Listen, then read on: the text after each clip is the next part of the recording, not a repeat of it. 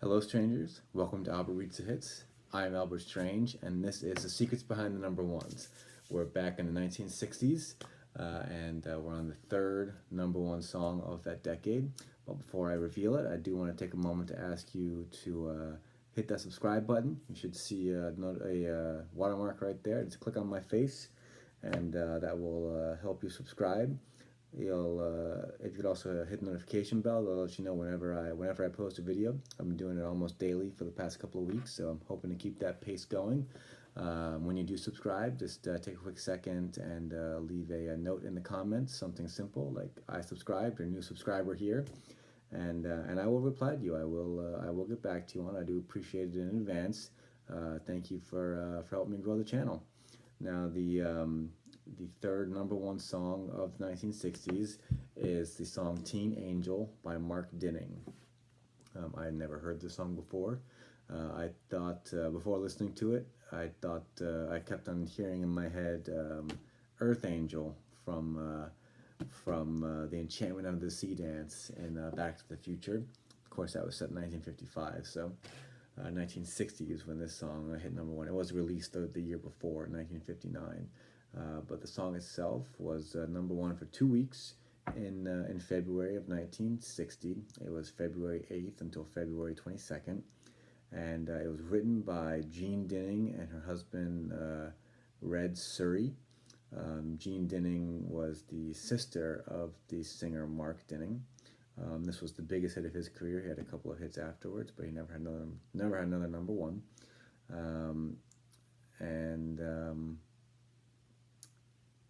Like I said, the song was released in 1959, and it had a rather slow climb. It was released in September or October, and it took 3 or 4 months for it to hit that number one spot.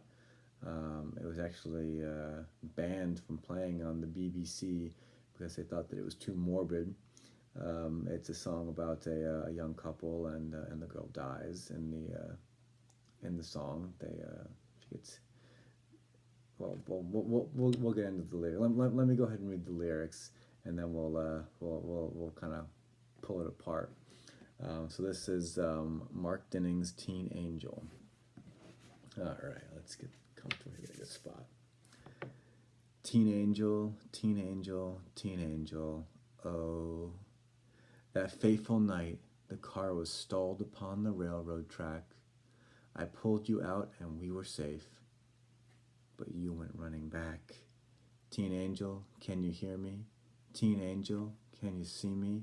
Are you somewhere up above? Am I still your own true love? What was it you were looking for that took your life that night? They said they found my high school ring clutched in your fingers tight. Teen angel, can you hear me? Teen angel, can you see me? Are you somewhere up above? Am I still your own true love? Just sweet 16, and now you're gone. They've taken you away. I'll never kiss your lips again. They buried you today. Teen angel, can you hear me? Teen angel, can you see me? Are you somewhere up above? Am I still your own true love? Teen angel, answer me, please. So we have another sad song from 1960. Unfortunately, this was actually the third consecutive number one song. If you remember, El Paso and Running Bear preceded this song in 1960. The third straight number one song where someone dies. So in El Paso, if you remember, the singer shot the guy, and then he got shot himself. In Running Bear, the Indian warrior, Native American warrior, he died, and his girlfriend died. They killed themselves. And then in this song, the singer's girlfriend dies because she goes back into the stalled car that had stalled on the railroad tracks of all places, and then it got hit by a train. And she went back to get his class ring. So it's very tragic. I mean, That's terrible. I mean, something like that happened to die in that way, and for that reason, it's just awful. I mean, I can't begin to comprehend. I mean, I had a class ring in high school, and I got one in college. I wore it for maybe a week, and then never did again. I don't know where my high school ring is. I know I sold my college ring for the gold a few years ago. Got back about half what I paid for it, so good investment there. But anyways, the song itself, it tells a story. There's not much to interpret. This is a young couple, high school couple, and the girl is sweet 16, so hopefully he's also 16.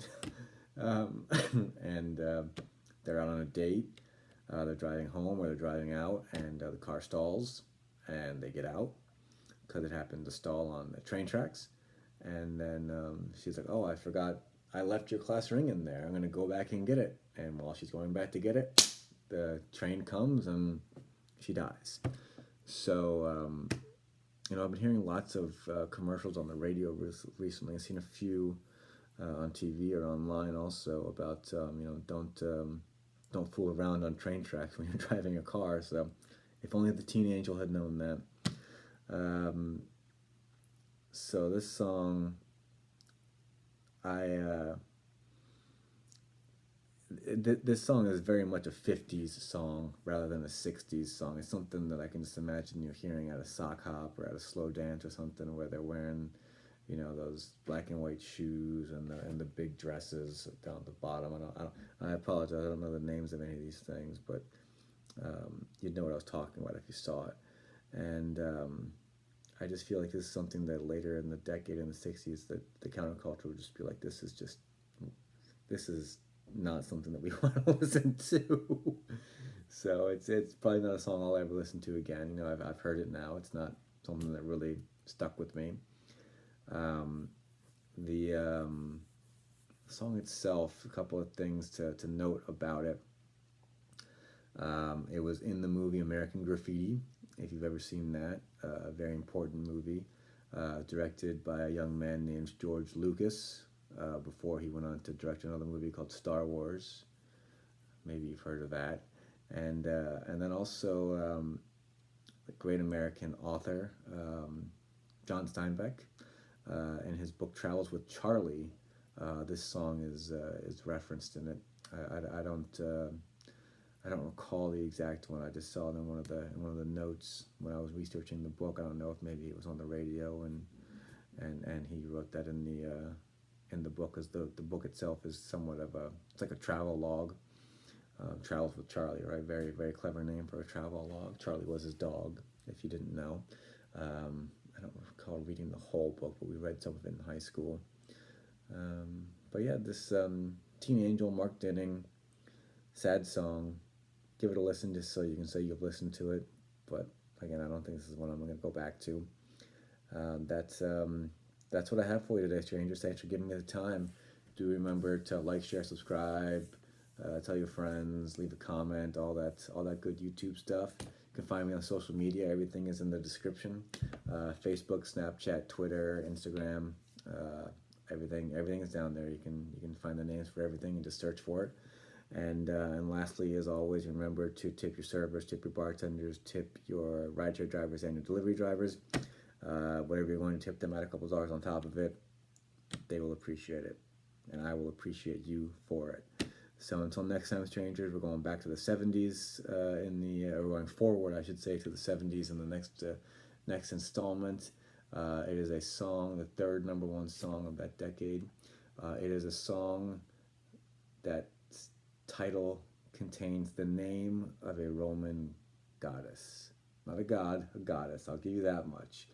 So, yeah. Until next time, strangers, I do thank you again for giving me a few minutes.